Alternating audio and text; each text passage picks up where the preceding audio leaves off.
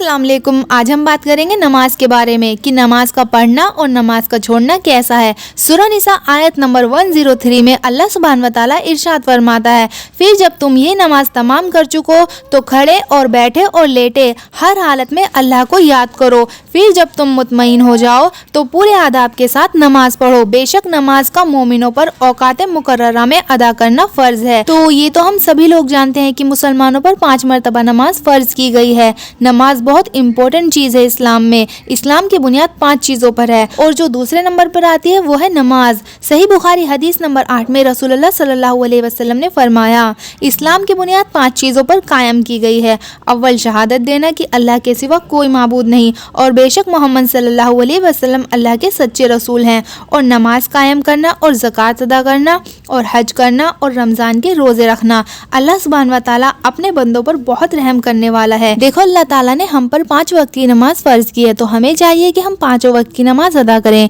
नमाज से ज़रूरी कुछ भी नहीं है। अल्लाह ताला ने दुनिया में हमें अपनी इबादत करने के लिए भेजा है। अफसोस की बात है कि हम स्कूल, कॉलेज, ऑफिस, घर के कामों की वजह से नमाज को छोड़ देते हैं और सोचते हैं कि अगर टाइम मिलेगा तो नमाज पढ़ लेंगे, वरना नहीं। बल्कि नमाज हमारे दिमाग में भी नहीं होती है।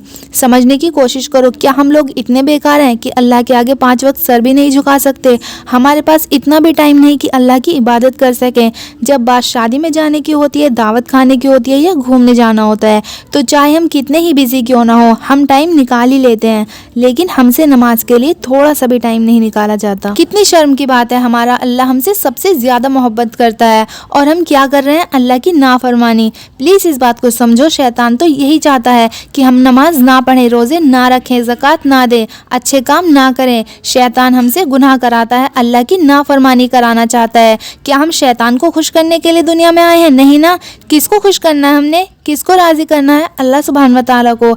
अल्लाह को राजी कैसे करना है? नमाज कायम करके, जो कि हम पर फर्ज है। अल्लाह सुब्हान व तआला सूरह बकरा आयत नंबर 1, 2, 3 में फरमाता है, ज़ालिकल किताबु ला रैब फीह हुदल लिल मुत्तकीन। इस कुरान का अल्लाह की तरफ से होने में कोई शक नहीं, हिदायत है मुत्तकीन के लिए। अल्लज़ीन युमिनून बिल गैबी। मुत्तकी वो है जिसकी पहली सिफत ये ईमान लाता गैब पर, व युक़िमूनस सलाता, और नमाज कायम करता है, व मिम्मा रज़क़नाहुम युनफ़िक़ून, जो अल्लाह ने दे रखा है उसमें से खर्च करता है। तो सूरह बकरा शुरू ही हुआ है 3री आयत में ही अल्लाह ताला ने फरमा दिया मोमिनों की सिफत नमाज कायम करना। तो पता चलता है कि ईमान के बाद सबसे अहम सलाह है, यानी नमाज है। आप लोग जानते हो नमाजी को तोहफा क्या मिलेगा, नमाज के फजाइल क्या हैं? तो नमाज हमारे आका की आंखों की ठंडक है। अल्लाह ताला की खुशनुदी का सबब नमाज है। नमाज जहन्नम के अजाब से बचाती है। अल्लाह पाक रोज़े क़यामत नमाजी से राजी होगा। नमाज से गुनाह माफ़ होते हैं। नमाज दुआओं की कबूलियत का सबब है। नमाज नेकियों के पलड़े को वजनी बना देती है। नमाजी को पुलसिरात पर नूर अता किया जाएगा। नमाजी की कब्र रोशन कर दी जाएगी और सबसे बड़ा इनाम जो नमाजी को मिलेगा उसे रोज़े क़यामत अल्लाह का दीदार करवाया जाएगा। तो सोचो ये कितना बड़ा इनाम है। सबसे बड़ा इनाम यही है हमारे लिए कि जिस खालिक ने हमें बनाया उसका दीदार हमें कराया जाएगा। तो फिर हम नमाज क्यों छोड़ें? और इसके बरक्स हदीस में है, एक गंजा सांप बेनमाजी की कब्र में मुसल्लत कर दिया जाएगा, जो कि क़यामत तक नमाज ना पढ़ने के सबब उसे मारता रहेगा। कैसे बर्दाश्त करेंगे हम? क्या हम बर्दाश्त कर पाएंगे? क्या फ़ायदा इस दुनिया के ऐशो आराम का? क्या फ़ायदा इतने बड़े बड़े घरों का कि जिस कब्र में जाना है वहाँ सांप और बिच्छू हैं? तो बेकार है ये ऐसे घर। जब हमने अपनी आखिरत के लिए कुछ नहीं किया, कब्र अच्छी बनाने के लिए कुछ नहीं किया, तो दुनिया के ऐशो आराम बेकार हैं, क्योंकि ये ज़िंदगी तो ख़त्म हो जाएगी। ये तो बस हमारा इम्तिहान है। असली ज़िंदगी तो मरने के बाद शुरू होगी। तो अपनी आखिरत को संवारने के लिए नमाज कायम करें।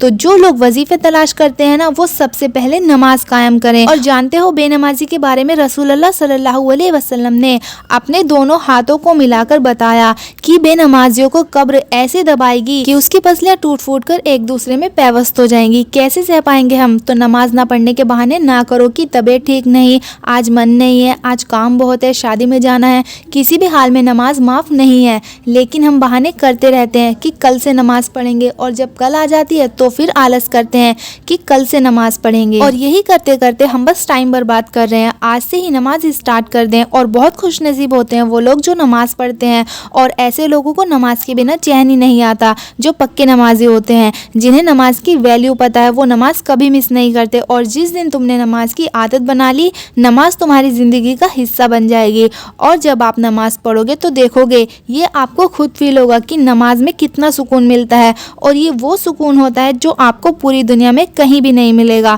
سنن ترمذی حدیث نمبر 4 میں رسول اللہ صلی اللہ علیہ وسلم نے فرمایا، نماز جنت کی کنجی ہے، اور نماز کی کنجی وضو ہے۔ تو آئی ہوپ آپ لوگ سمجھ گئے ہوں گے کہ نماز کی ہماری زندگی میں کیا امپورٹنس ہے۔